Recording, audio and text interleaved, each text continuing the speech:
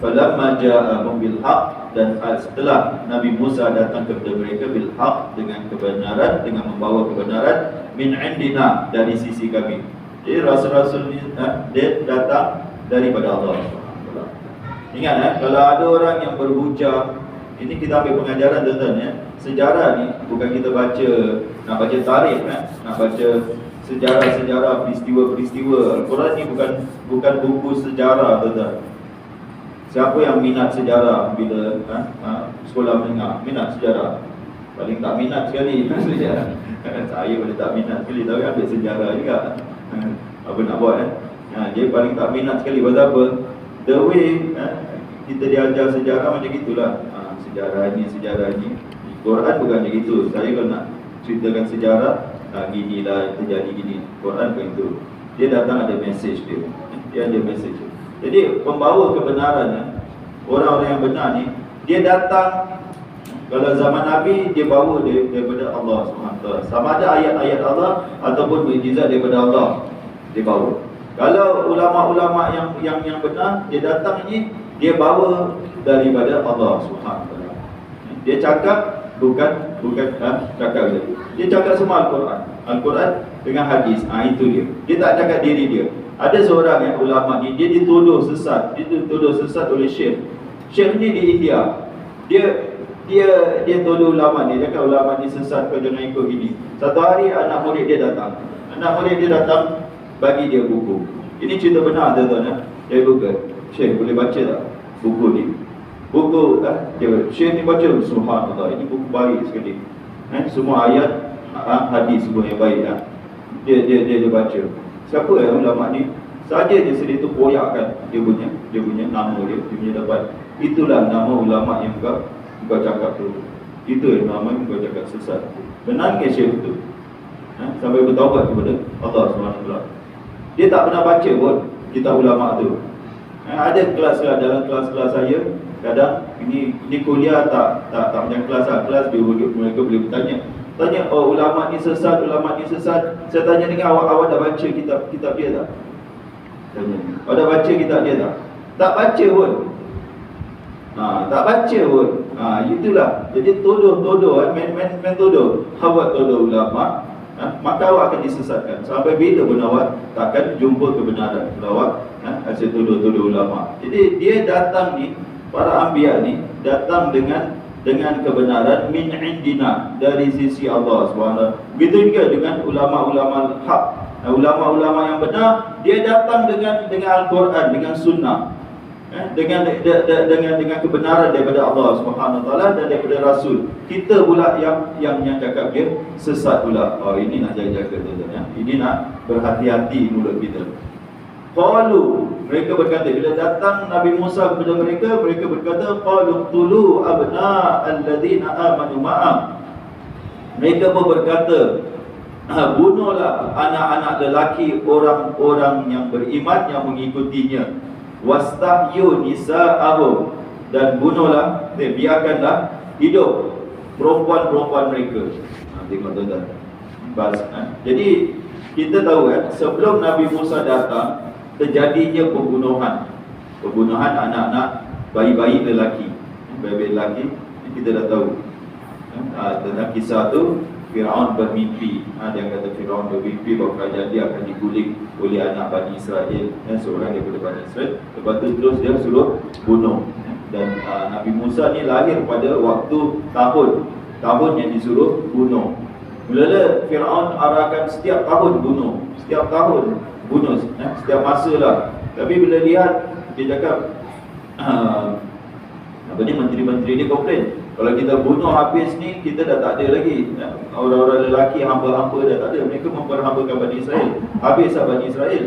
Jadi Firaun pun cakap betul juga, kalau kita bunuh tiada tahun jadi kita satu tahun kita bunuh, satu tahun kita tak bunuh. Nabi Harun kan abang Nabi Musa. Dia hidup, dia 1 tahun selepas Nabi Musa tu tahun pembunuhan. Itu yang ibu dia buang dia ke dalam sungai.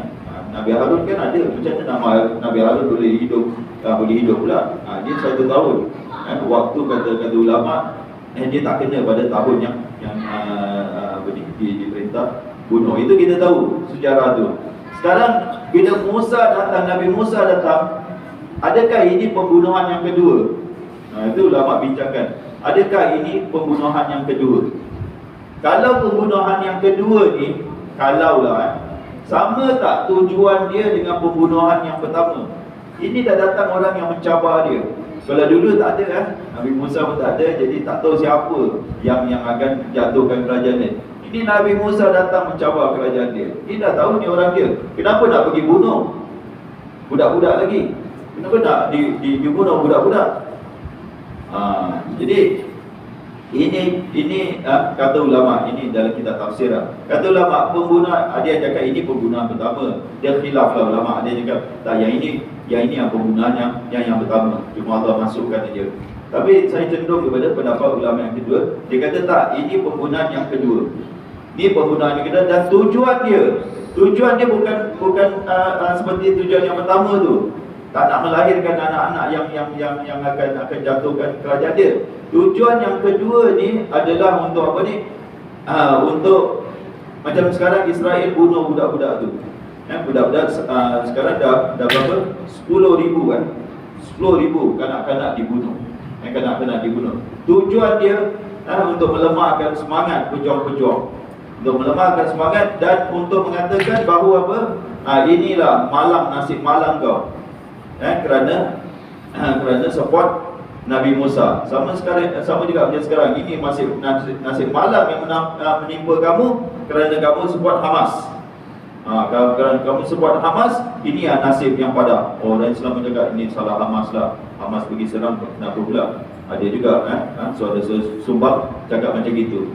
Jadi nanti kita bincang tentang hari Jumaat ni, kita bincang tentang Bani Israel tentang isu Palestin, insya-Allah. Jadi kita lihat di sini, dia bunuh yang kali kedua ni untuk melemahkan perjuangan Nabi Musa, dan supaya Bani Israel semua menyalahkan Nabi Musa. Bila dia bunuh dia akan salahkan. Tengok, ni Musa akan datang, tengok anak-anak kita semua kena bunuh. Ini kalau bahasa Cina sui lah, ni kau dah buat sui lah. Kita semua dah kena bunuh, macam gitulah. Kita nasib malam yang kita kata. Kemudian wastahyu nisa'ahum, dan dia tinggal biarkan. Nampak macam baik aja. Kalau kita baca ayat Quran, abna tu anak lelaki, nisa anak perempuan. Betul tak? Yang tak tahu bahasa Arab dengar betul dengar betul. Yang ni yang tak tahu bahasa Arab ni yang tahu bahasa Arab dia tahu dia dengar. Yang tak tahu bahasa Arab ni dengar. Abna anak-anak macam bin apa? Anak lelaki Azhari Ibnu Mustafa. Ibnu tu apa? Anak lelaki. Dia punya jamak dia abna. Jadi abna anak lelaki, budak anak lelaki. Nisa anak perempuan. Awak kahwin dengan Nisa ke? Kita kahwin dengan Nisa ke dengan siapa? Kita kahwin dengan Nisa. Nisa anak perempuan. Nisa. Tahu tak kita Nisa ni? Takkan ada apa tak tahu Nisa ni. Nisa perempuan kan, anak perempuan? Perempuan. Wanita. Nisa ni yang dah besar, takkan budak-budak kecil ke Nisa, kau ni ngada kata pula Nisa pula kau bagi orang ni. Nisa tu mak dia, bukan dia. Anak dia binti.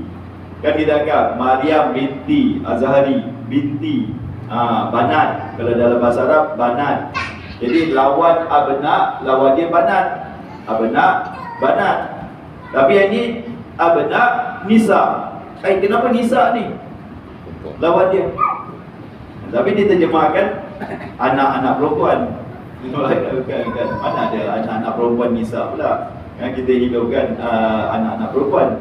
Jadi macam baiklah kalau kita kata dia tak guna lelaki semua, perempuan anak-anak perempuan dia biarkan hidup. Itu bukan biarkan hidup, tuan-tuan. Supaya apa? Anak-anak perempuan ini besar jadi Nisa, dan bila dah besar jadi wanita, dia akan diperhambakan, melayan mereka. Itu dia hidupkan, biarkan hidup ni, bukan dia biarkan hidup bebas itu, supaya dia besar jadi nisa yang akan memperhambakan kepada mereka. Itu yang mereka nak buat. Wa ma kaidul kafirina illa fi dhalal. Dan tetapi usaha dan tipu daya orang-orang kafir itu illa fi dhalal, menyebabkan mereka tenggelam dalam kebinasaan dan kesesatan. Dan kalau terjemahan Indonesia, namun tipu daya orang kafir itu sia-sia belaka. Ni sekarang apa yang mereka buat? Dia nak bunuh habis-habisan. Dia nak bunuh. Dan mereka, Rabai mereka sendiri yang cakap, kita bunuh budak-budak Palestin ni, anak-anak Palestin, supaya dia jangan besar ni, dia menentang kita. Baik kita bunuh daripada kecil-kecil. Ini bukan kata saya, tuan-tuan. Ini video video Rabai dia sendiri cakap. Dalam Torah, dia cakap, dalam Torah disuruh untuk bunuh orang-orang ni semua, supaya jangan dia besar, dia melawan kita.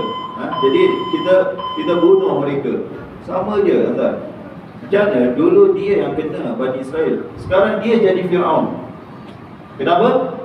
Kenapa dia boleh jadi Fir'aun, tuan-tuan? Yang dulu dia tak baca ke sejarah dia, dia yang kena dengan Fir'aun. Sekarang dia ambil alih tempat Fir'aun. Kerana apa? Kuasa. Kerana kuasa. Setan Yahud dia nak kalah, tuan-tuan.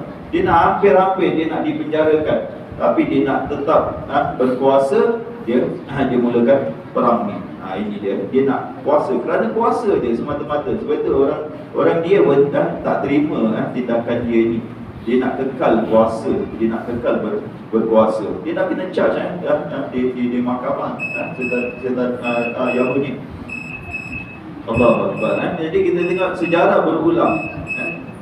Dia dulu kena macam gitu, sekarang dia pula yang jadi Fir'aun, dan dia pula yang kopiah, tiru apa yang Fir'aun buat. Macam mana ni? Dia meniru apa yang Fir'aun buat, dia bunuh. Dan orang-orang dia support tak, tuan-tuan? Support habis-habis. Yang tak support tu berapa je. Yang support ni lebih majoriti majoriti daripada mereka ni sokong pemimpin mereka ni, Perdana Menteri mereka, untuk menghapuskan orang-orang Gaza ni, untuk menghapuskan budak-budak ni, untuk nak bunuh 10,000, bukan sedikit 10,000 budak mati dalam masa apa? 100 hari ke? 100 hari, belum lagi dengan orang tua. Orang tua itu yang betul-betul dapat rekod, tuan-tuan. Yang bawah di bawah bangunan tu dah ada lagi, mungkin lagi sama, lagi banyak lagi yang tak dapat rekod lagi. At least saya ingat ada 30,000 yang terkorban. Tengok ini, kerana itulah tipu daya mereka. Itu yang mereka nak lakukan. Dia akan, dengan kita hapuskan, kita bunuh mereka, kita akan berjaya sampai kita mencapai kejayaan. Tapi Allah cakap tak, mereka akan binasa. Mereka akan binasa. Dan itu tipu daya mereka.